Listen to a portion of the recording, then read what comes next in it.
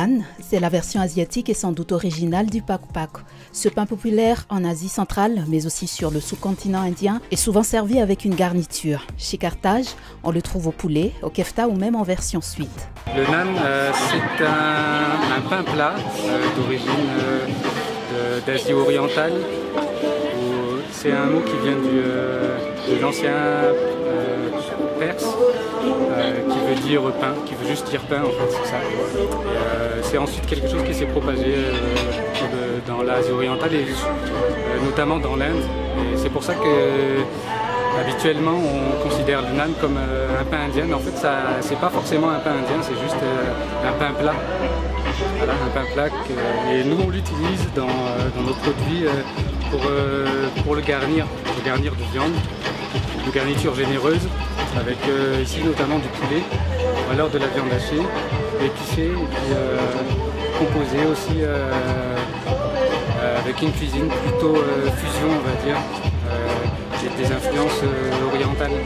Dans le naan poulet, il y a le pain plat, le naan, ensuite du poulet avec de la chapelure, un poulet pané donc, et une sauce à base de basilic, une mayonnaise à base de basilic, et salade, tomate, oignon. Voilà, quelque chose de très simple, mais goûtu, très bon. Le pain, c'est une pâte très simple, c'est juste de la farine, de l'eau, de la levure boulangère et du yaourt. Ensuite on prépare les pâtons. Et une fois les pâtons prêts, on aplatit les pâtons et le naan est prêt. On cuit quelques minutes à la poêle et voilà.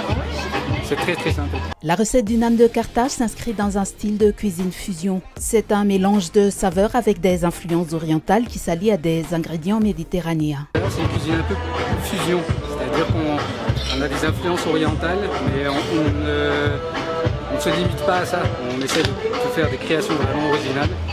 Et là par exemple, le basilic c'est plutôt un ingrédient méditerranéen. Le poulet pané, c'est plutôt une influence de street food pas forcément localisée. Et salade tomate oignon pour rafraîchir un peu. Et ça c'est pareil, c'est plutôt universel. Le naan peut aussi se manger à n'importe quel moment de la journée. C'est un plat pratique qui s'adapte à toutes les occasions, un plat dont on ne se lasse jamais. Ça peut être mangé comme un repas du midi, du soir, ou même comme un goûter, ou comme une entrée. Dans tous les événements, c'est quelque chose de passe-partout. Voilà.